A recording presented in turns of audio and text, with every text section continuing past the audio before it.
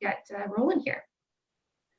All right, so let's talk a little bit about communication in general. So I have up here basically what communication is. So when we're talking about communication, we're looking at an exchange of information, right? There's so much more to it than that.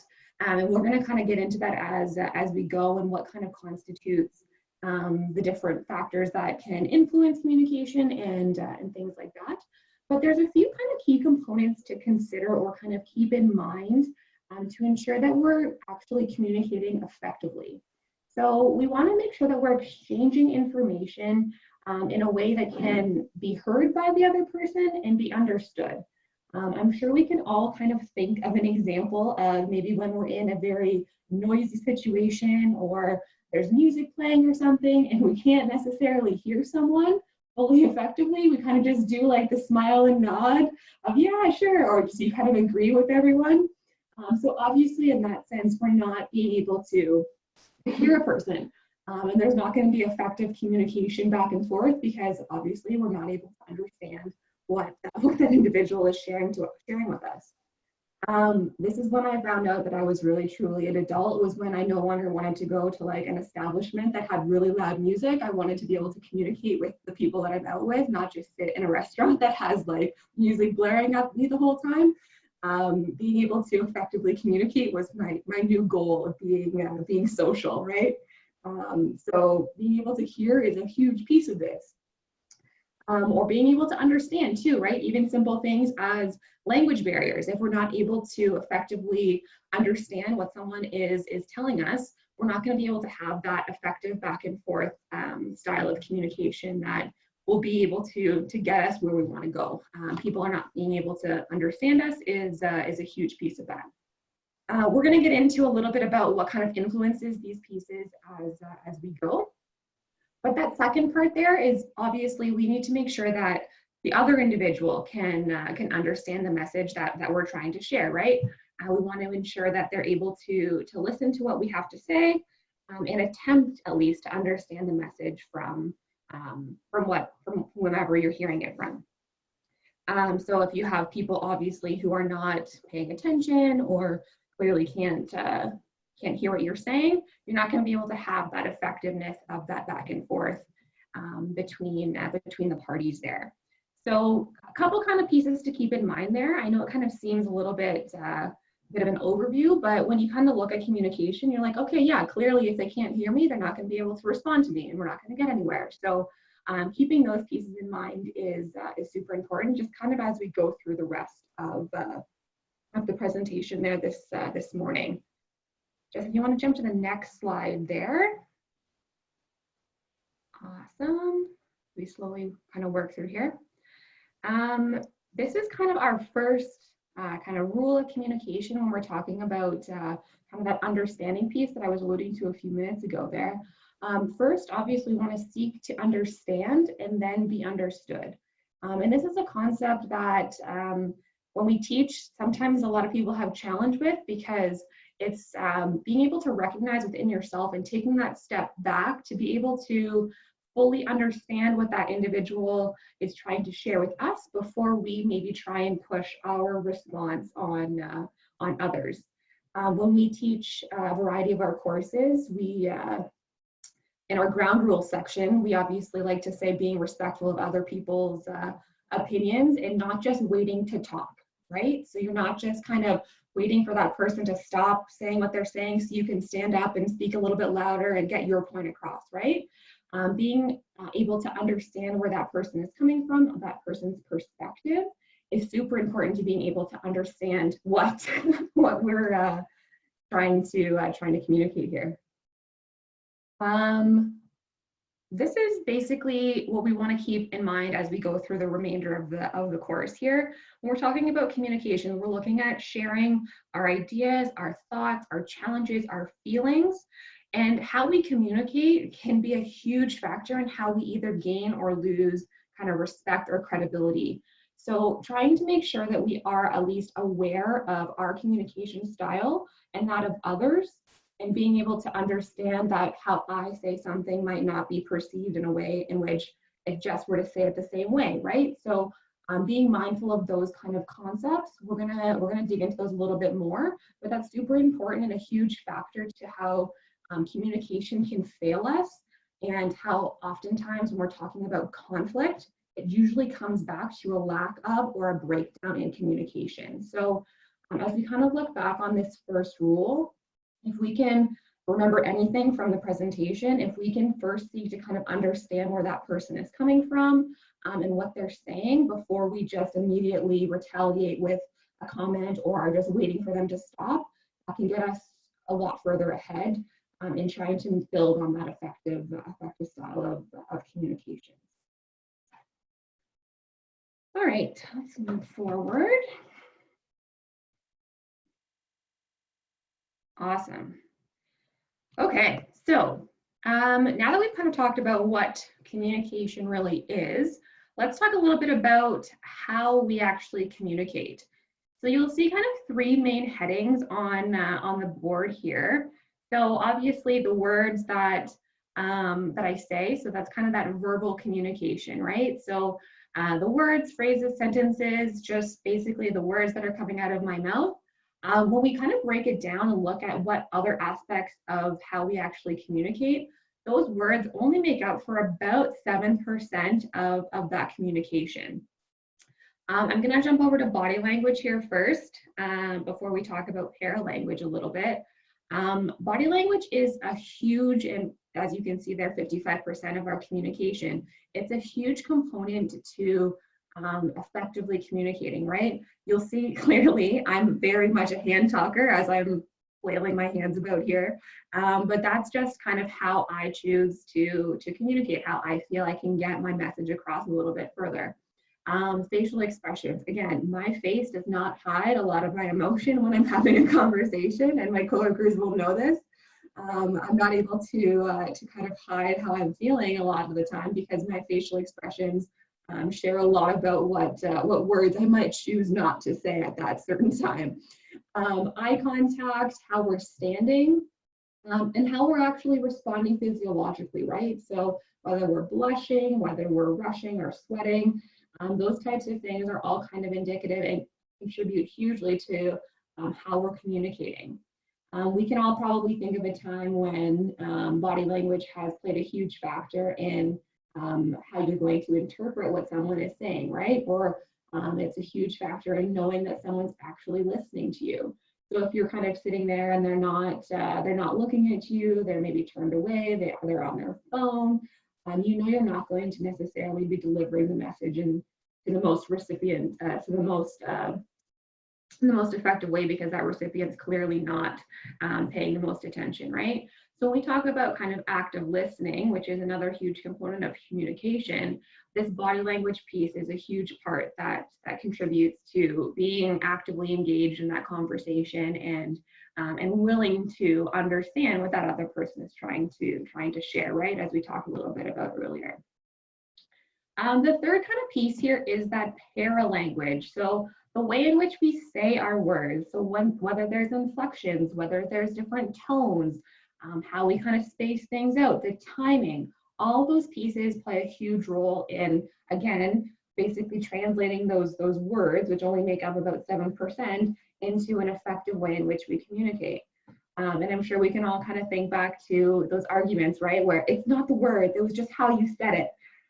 Those types of comments, right? That's a lot of this paralanguage, right? So whether we, again, put that inflection to make things a question, or basically how aggressive our voice might come across, right? So those are some key factors to kind of keep in mind. And all of these different ways in which we communicate all kind of come together, and being able to be mindful of how they do all kind of work together for our personal communication style is super important, to being able to understand how others are going to kind of interpret that and be willing to have that communication back and forth, right? Because effectively, as we looked at it at the beginning, communication is not necessarily always just the delivery of information. It's kind of that back and forth and that effective communication style between different parties, to individuals, whatever that might look like, right? So keeping in mind that it's not necessarily just the words. In fact, it's a very small percentage, just the words. is super important to being able to understand kind of this full breadth of what communication actually is. If we jump to the next one here, this is where I'm going to ask you for a little bit of your participation. There's a variety of different ways in which we communicate, right? So right now we're having to be a little bit more creative in our styles of communication. So what I'm going to ask is, even in the chat box there, or if you want to unmute, feel free to. Let's kind of go through this list and kind of look at some of those pros and cons of the ways in which we communicate, right? So I'm sure we've all experienced maybe a communication breakdown using some of these methods. Let's explore that a little bit further. So looking at our first one here, we can communicate through emails, right? We do it if we work in an office, we probably do it multiple times a day. Right now, a lot of communication is coming out through emails, right? What are some pros and or some cons related to communicating through email? If you want to throw any of your ideas in the chat box there, or unmute or raise your hand, please feel free. Take a breath of stop talking here and drink some coffee as we go. Loss of tone, that's a huge one, right? So being able to understand in emails, the tone of someone is super important. You can't necessarily figure out what their paralanguage is when it's just those words, right? Emails and text, not share tone or facial expression of the other person, absolutely. For a pro, it keeps a record of the conversation, good for detailed information, absolutely, right? We've all probably been part of email trails where we have to go back and figure out where things kind of came from, and that's a super important component of that. That detailed information, knowing exactly how kind of the conversation perspired is absolutely a pro to kind of that email, or if we look at text communication as well, right? But the one main thing that we're kind of noticing here is that we don't have necessarily that body language, those facial expressions, or that paralanguage a lot of the time in email or text messages, right? So that can be obviously misinterpreted in certain ways and could lead to different emotions that maybe weren't intended, because you can't necessarily know when you're typing, can you please get this project done, what they're actually meaning, right? Knowing that those words are just a very small component of what communication is can be challenging. Obviously, we work in a kind of society where we rely on this type of communication, right? So being able to kind of influence how that communication is coming across is a huge part of what we do on a daily basis, right? We don't want to make something maybe sound too harsh, and there's different ways in which we can kind of go about doing that. Or if we have caps lock on the entire time, right? It kind of comes across as we're yelling what we're trying to say, or if there's lots of exclamation marks, those types of things. But definitely a communication method that we need to utilize for a variety of different reasons, but there can be kind of the pros and cons to that. What about kind of those conversations, or like those verbal in-person types of communications? What are some pros and cons to those types of communications?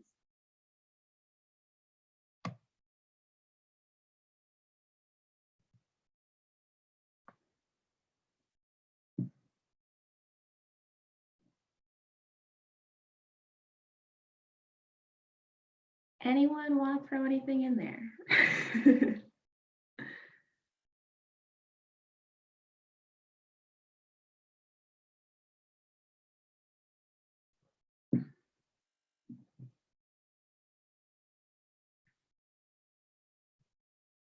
Absolutely. Maybe ability to actually read that body language. You get a full picture, but you do lack a record of that conversation, right? So we kind of talked a little bit around it already, but we are able to see that person. We're able to get that kind of full picture of what they're intending based on, are their arms crossed? What's their face look like?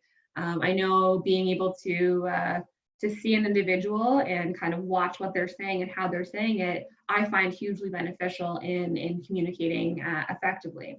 But lacking that kind of full picture or the record of the conversation potentially is a challenge, right? So if you're trying to sort something out, or you're working through a process, You might still have to take some notes or write some things down to kind of keep a record of what was verbally said, to ensure that you do know where that conversation was coming from, and potentially the plans moving forward of where it was going, right? We kind of talked a little bit about text messages already. Let's talk a little bit about social media first for a few seconds here. It's a huge method of communication that we're utilizing right now, and I'm thankful that we do have it at times like this. But what are some pros and cons of communicating through social media? Maybe besides just kind of being able to read that person's body language and things like that. And you have any thoughts on that?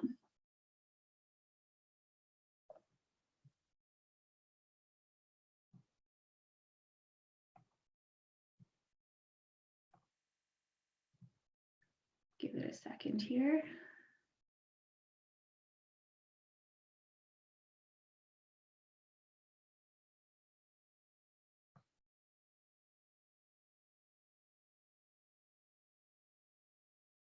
That's a huge one. So comment in there, information hasn't always been vetted.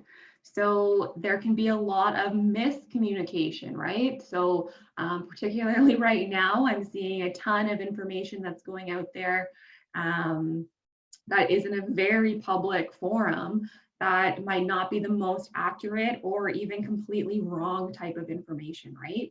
And a lot of times we see people kind of jumping on that and running with it or sharing with it, and before you know it, within 10 minutes, some post that might have gone up that potentially is inaccurate is now across 10,000 people's feeds, and people are interpreting it as a factual kind of comment, right? So that can be hugely negative in getting across correct information. You can get responses from others. Oh, things just scrolled down here. Potentially for like kind of a take my side, right? So maybe jump on what I'm trying to share, those types of comments, right? People need or expect an instant response, and if not received, they can get upset. Absolutely, right? Us as a society, we tend to feel like we're attached to our phone. If we don't hear back from someone immediately, we can maybe get angry. There can be emotion that comes up there, right? There's almost that expectation that it's an instantaneous response at all times. Can be frustrating and time consuming if not great with this type of communication style. Absolutely, right? This is a very kind of diverse, rapidly changing type of platform that if we're not necessarily comfortable with it and we're not kind of keeping up to date on all of these different updates, it can be hugely frustrating to try and communicate effectively on these types of platforms, right? Public platform for sure. I find social media a very interesting one. It's almost as though I can't remember a time when it didn't really exist. Like it's so ingrained in our everyday life and we communicate on it so frequently, right? I mean, I know for the past 3 weeks, it's been basically our main style of communication, right? With the public. Obviously, we're on the back end, we're kind of communicating back and forth between our team, but being able to push information and publicly share stuff to get a huge reach is kind of our intentions for the time being, right? Letters and notes, I'm not going to kind of belabor this a little bit more. We're really trying to kind of see, we can lack, again, that information related to their body language, their tone, those types of things. Phone calls, again, not being able to see their faces, their body language, or if they're actively listening, right? I know when I'm on the phone, if my mom calls and wants to talk for an hour and a half, I probably have her on speakerphone and I'm walking around the house tidying up or doing things like that, right? No offense, Mom, I hope she appreciates that, but I'm usually multitasking, right? So I might not be as attentive as I would be in a personal communication, right? Before we jump forward, I completely forgot, Jess, we were going to talk a little bit about your running story there on the previous slide, I think, weren't we? Hold on. There, I'm unmuted now. I can cover that once you finish up with this. Wonderful. Okay, sorry, I just looked down at my notes and I'm like, oh shoot, I forgot. That's okay. Perfect. So as we kind of wrap up kind of these different methods of communication, obviously we can see huge pros and cons of the ways in which we communicate, and the ways in which we have to rely on a variety of different styles of or methods of communication, right? I know right now we're reliant on emails, we're reliant on phone calls, we're reliant on sharing things through social media because we can't have that one-on-one interaction, person to person, like we normally would, right? So being able to kind of work on some of our skills to better effectively communicate using these different platforms is super important in this kind of time where we aren't able to sit down and have coffee with someone and chat for an hour or 2 hours, right? Let's click to the next slide here. So as we kind of get into a little bit more of the communication styles versus those methods of communication, we kind of look at this different spectrum here, we can say, of kind of passive communication over to aggressive with assertive kind of in the middle there, right?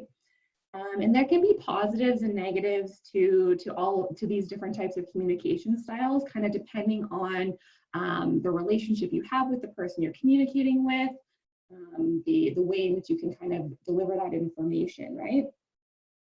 Generally speaking, we all kind of have one default communication style that we typically utilize, right? Generally kind of goes along with our personality style.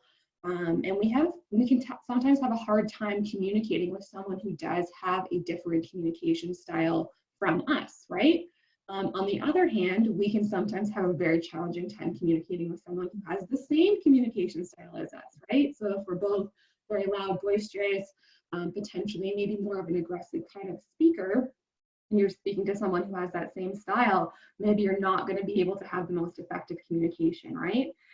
So as we kind of explore these different communication styles a little bit further, we'll kind of be keeping in mind that first rule of communication, of making sure that no matter what our kind of communication style is here, and we're going to talk about kind of where that gold standard kind of lies, making sure that we're putting the effort in to understand that other person before we're kind of jumping in to share what we're saying. So I'm going to turn things over to Jess now. She's going to kind of go through each of these communication styles, what they kind of are, and kind of where we're ideally aiming to be for all of our communication going forward. I'm going to mute myself here. Awesome. Thanks, Jackie. Everyone bear with me. I'm trying to handle slides and chat boxes, and I'm talking. And with this new slide system, you can see it's kind of a little bit touchy. So we're going to do the best we can with what we got right now. It's interesting because when it comes to communication, the one thing that I would say I've learned the most is that it doesn't really matter what's happening. If you can see someone, if you can hear someone, they're communicating with you in some way. So as an example, if I'm working in my office and someone is at the desk beside me and they're actively working, they're letting me know that that's what they're into right now and that's a priority. If someone is walking around and only giving me one-line responses, that lets me know there's probably something going on with them that I should maybe look into, and maybe they're not feeling well, or maybe they are in conflict with me and I don't even know it yet. So it's really interesting to know or to realize that people are communicating all the time. Going back quickly to that slide with how people communicate, it really kind of struck home with me yesterday. And this is my run story, here it comes. I was out on a run and I've been very careful to actively respect people's space and distance. Interestingly enough though, it doesn't matter where I am as a runner, I feel like people expect me to move out onto the road and move around them, which I'm fine with as long as it's safe. But I was coming straight on to another individual, and we kind of looked at each other, but she had sunglasses on and her hood up, so I couldn't really read the situation. I didn't know if she was happy or frustrated or if she was even looking at me. So she moved to the inside, so I moved to the outside, but as soon as I moved to the outside, she flew her arms up in the air, clearly upset and angry, and then ran out onto the street.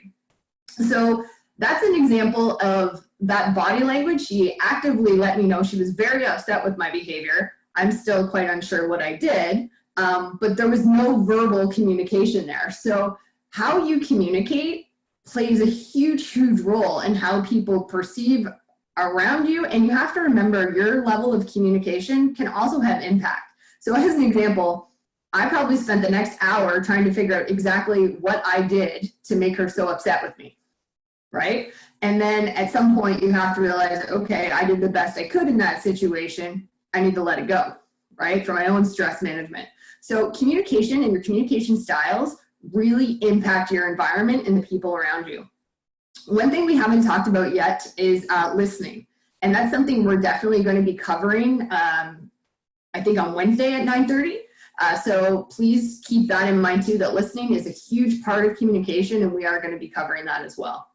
When you look at these communication styles, and for those of you that have taken our Managing Angry Moments courses or briefings, this is going to be a bit of a review, but I want you to think of it in terms of kind of languaging and how you're choosing to present yourself in terms of your verbal communication, your paralanguage, as well as your body language, because all of these things will play into that. Okay, naturally, we tend to gravitate towards one style of communication. Maybe we are a little more aggressive, or maybe we tend to be more passive and more of that conflict avoider. By the way, conflict is something we're definitely going to be talking about on Wednesday as well. So just keep that in mind. And it's that assertive piece it's more that learned style of communication. So how you can communicate to help solve problems versus win arguments. Okay, so keep in mind, and you'll notice it says that on the bottom, is that every form of communication has its advantages and disadvantages. You just have to choose carefully for the situation that you're in. There's definitely going to be times where you may have to be a little bit more aggressive, okay? And there's times when, you know, it might not be worth it, so you choose to take a backseat more so with the communication, and maybe you are more passive with it. You have to choose based off of your situation and what's best for you in that moment. I'm going to keep going. Jackie, I'm going to get you to monitor the chats too, just in case something comes up. If we're going to talk about passive communication and just even passive behavior, if we are kind of going to connect it back to anger, these are the type of, or this is the type of communication that you don't really express how you honestly feel, what your needs are in that situation, your values or concerns. Okay, so you allow others who tend to be more aggressive and sometimes even just assertive to really focus more on their needs and their rights. Okay, while you kind of dismiss your own. So maybe you are the type of person that communicates with, you know, it doesn't really matter to me, or you pick where we're going to eat this time, or, you know, that's not that important. It's completely up to you. And, you know, if you really feel that way, that's one thing. But if you're saying it constantly, okay, and that's your type of communication, and you're not expressing how you really feel, that can tend to build up with people, okay? And it's not always leading to problem-solving behavior, because typically one person might get their way more than someone else, right? And for those of us who can be more passive communicators or conflict avoiders, it can really send mixed messages to people, right? So, you know, I'm sure we've all been in those types of situations where we're looking back and we're like, but you said it didn't matter, or you said it was up to me. And you find yourself very confused with what's going on, because they're saying one thing, but yet they're feeling and maybe exhibiting other behaviors that are showing you something else. So it can be very confusing. Jackie, do you have anything to add to passive? No, you hit the nail on the head there. And I think, as you kind of said, like, we typically kind of stick with one, or we default back to kind of that one style, right? So as we kind of get going and go through this, we'll talk a little bit about some of those tools to kind of maybe pull you a little bit closer to kind of where we're hoping you can be a little bit more, get your message across a little bit clearer. But yeah, no, sounds good. Let's keep rolling. Right, so just even to kind of pull it back to my running example, the communication that I chose in that moment was more of a passive communication. I just ran a little bit faster to get away, and I really didn't want to confront that situation. I didn't want to make anyone more uncomfortable than they already were, nor did I want to make anyone any more upset than they already were. So I chose to just kind of keep going and not engage into that conflict. Next slide. Let's talk a little bit about what it means to be aggressive. Now, what I want to do is I want you to go to your chat box, And I want you to type in what you think of when you hear the word aggressive.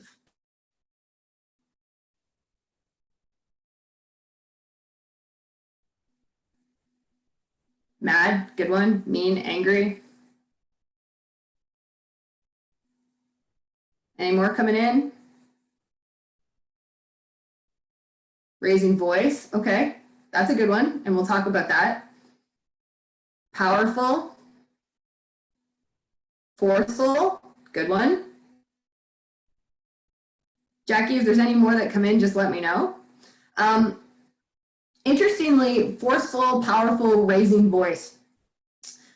Oftentimes, we tend to communicate more aggressively in order to feel heard and to get what we feel we need, right? So we tend to express our feelings, needs, and ideas at the expense of other people. So it's what we want, it's what we feel is best. And if I have to raise my voice to get it, I will. Or if I have to be forceful to make it happen, then I will.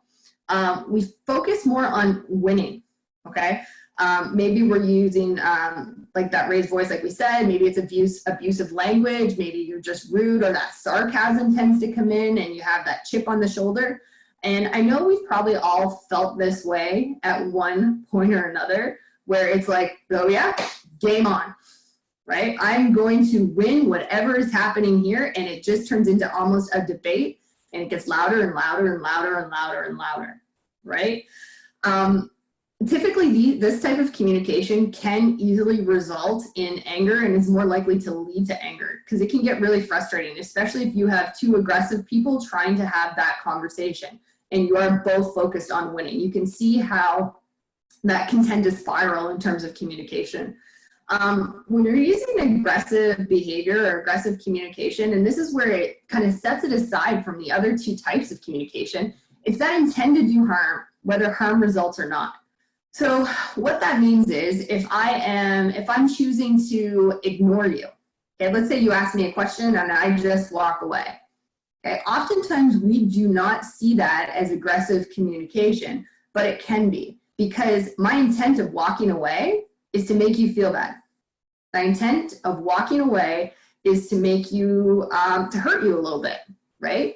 And anytime that you intend to do harm to someone else, that is considered aggressive behavior, okay? So even, let's say Jackie and I were talking on the phone and I didn't like what she had to say and I just hung up the phone, right? That could be considered aggressive. And it's definitely a form of communication, because I'm telling her, I do not want to talk to you anymore, okay? But instead of saying, you know what, I don't feel like this conversation is getting anywhere and we need to take a break or a timeout, I just cut you off, okay? That's me asserting my power to make you feel upset or hurt or not have the control in that situation, okay? So oftentimes we think of aggressive as that more forceful, hands-on, screaming, yelling, abusive type behavior, okay? But it's a lot of other things as well. It can be something as simple as eye rolling. So let's say, Jackie, I'm going to continue to use you because you're the only one I can see on my screen right now. But yeah, so let's say Jackie and I were having a conversation and she didn't like what I had to say, so she rolls her eyes and walks away. Okay, that act of eye rolling is communicating to me, right? So Jackie, what might you be saying if you roll your eyes at me? As you take a drink of your mug and I put you on the spot. I gulp some coffee here. Yeah. I mean, maybe I don't respect what you're saying. Maybe I think what you're saying is completely out to lunch, and maybe I'm not going to take the time to understand what you're trying to share with me, right? I'm just immediately dismissing it and moving on and pretending like, okay, whatever, it doesn't matter, right? It's not important. Right. So she could feel all those things and still do nothing, but that active eye roll is communication to me to let me know what she's thinking and feeling. So that in turn could be aggressive communication as well, right? So sometimes it's not those big things that we think of as aggressive. It can be some of those little things too, and they can be really destructive in terms of effective communication with people around you, right? All right. So when we have the passive aggressive, this is when that passive person continuously lets their needs go unmet, isn't really voicing how they feel about certain situations, and it can come out as more resentment or anger and kind of that passive aggressive type behavior or communication. So if we're going to speak to passive aggressive or passive aggressive, and then usually it goes back to passive again in terms of anger and dealing with certain situations, a really good example would be, let's say you're my partner and the garbage needs to be taken out. So I ask you, can you please take the garbage out? And you say yes, and then you don't do it. Instead of dealing with that situation head on, I take the garbage, let's say it's a 30-degree day in July, and I stick it in your trunk, right? So I'm going to teach you a lesson, but you're not directly going to know I'm going to teach you a lesson until a couple days later and it's nasty smelling, right? So that would be an example of some passive aggressive styles of communications, right? And sometimes those come out at really small times, or not small times, but with trivial events. So when things don't seem like that big of a deal, but it can build and build and build, and then poof, it can blow up. And I'm sure we can all relate to that in some way, shape, or form, right? So if we're continuously passive, okay, we do risk maybe having that blow up and then an aggressive moment come out. So what's the goal of all this? The goal is really to kind of find that happy medium. So you don't want to move to that aggressive style of communication. You don't necessarily want to be passive either, but you need to find that happy medium where you work towards problem solving a conflict, okay, and that assertive style of communication, okay? So being assertive is a skill, it's a tool. Some people use it more effectively than others. It's not really something we're born with. Typically, we tend to gear towards one or the other, but it is something that you can learn and put into practice. And we're going to show you a couple tools in just a second to help you with that. So where's my button? So what being assertive is it stating what you want, what your experience is in a way that is respectful of other people. You respect yourself and other people, and you focus on problem solving or resolving conflict. And that's a really important one. So whenever you come into a conversation, whether it's conflict, it's not so much about winning and that reactivity to that situation, but it becomes more about what is the best way to solve this problem that we're having. How can I hear what's going on with you? How can you hear what's going on with me? How can we work to resolve this problem? Okay, so it is, again, a tool, and we'll take you through some more tips at the end of the presentation to help you with that assertive communication. But one thing I want to do right now is I'm going to turn you over to Jackie, and she's going to talk a little bit about I statements. When we communicate, I statements are one of the best tools that we can use. And so I'm hoping, and pay close attention because this is going to be part of the homework piece, that we can put this into play. So Jackie, go ahead. Awesome. Okay. So when we're talking about I statements here, Jess, can you just click? Sorry. Thank you.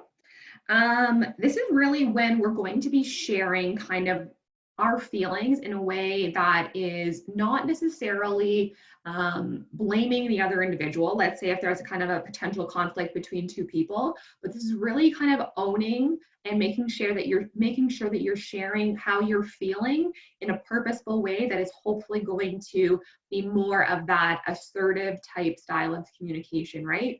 So instead of potentially yelling at someone like, you cry all the time when you want to avoid a situation, right? Immediately when you hear that as a recipient, you're probably going to be on the defensive a little bit because that person is basically saying like, you do this and it makes me whatever, right? So we're talking about I statements. It really allows you to kind of take on that ownership while more so allowing that other individual to fully understand how you're feeling in that situation based on potential actions of a situation or an outcome of those types of things. So when we're talking about I statements, we're really going to discuss how you feel about the situation and make sure that you're being pretty honest about what the behavior or the action really is and really how it's going to affect you, right? So clearly stating your feelings in this situation. I know that feelings word is kind of scary for some people. But really how it does affect you, and then basically making sure that we're not using that you or that attacking kind of language, right?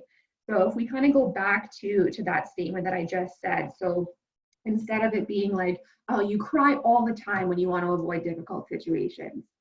The I statement, by kind of owning the behavior and the actions there, could be, I feel really helpless when the conversation turns to crying and it makes me really nervous, right? So kind of taking on that ownership of what you're actually feeling in that situation, rather than blaming that person for what their actions potentially are doing, right? So very clearly stating the behavior, but not making it so directive on that person that they're immediately going to be on the defensive, or maybe passively just ignoring what's happening and potentially moving into that passive aggressive type behavior. So basically making sure that those 3 steps are included, right? So discuss how you feel about the situation, what the behavior is, and how it affects you. And the key thing with I statements too is that you're basically going to get those 3 pieces out there, and that's going to hopefully open up the kind of the door for communication. And following that up with kind of how do you feel about that, is kind of that open-ended question, which we'll get into on Wednesday. A little bit more of that opening the door for communication rather than just that blaming and potentially shutting that kind of conversation down. So being able to kind of own something using this I statement while clearly getting your point across in a more assertive way can be much more beneficial to starting and continuing a conversation rather than it just being kind of a battle between 2 individuals. So this is one of those tools that we'll kind of be looping back to before we kind of get into the next one here. But this is something that we can all kind of take home and practice, right? It's not necessarily hard, but it does take a little bit of practice to kind of figure out how you're going to effectively use I statements to get your point and your feelings across, to make sure that you are being understood from both perspectives of the situation. So just a quick note, it's really interesting with the you statements almost, and I don't know, Jackie, if you experience this as well, but almost any time that you start something with a you statement, it usually ends with an argument, right? So if you were to come home and be like, you're lazy, you're gonna get a rebuttal on why that person, whoever it is, isn't lazy. But when you say, I feel like when I come home, the house isn't clean and I'm really frustrated, you're more likely to get a conversation that will solve a problem, right? So those I statements are really key when it comes to communication and trying to get across how you feel.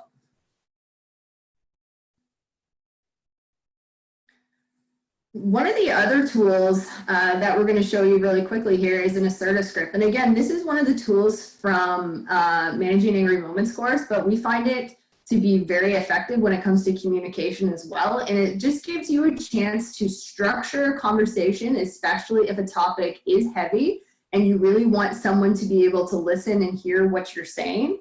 It also gets rid of those you statements and those blaming statements and kind of sets the tone for a problem-solving conversation. So when we talk about being assertive, you are moving towards more problem-solving than winning arguments and getting what you want. So if you were to put something into the script using these 4 things, it is going to outline that fairly well. So the first thing that you really need to pay attention to with the assertive script is describe.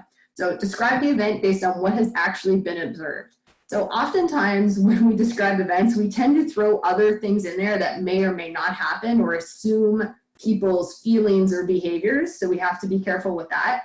When you are describing an event, it has to be factual and stick to what you know. So as an example, when you didn't take the garbage out last week, fact, easy, versus you never take the garbage out, right? So it's not that it's not ever happened, but you stick to that one incident and be very factual with it.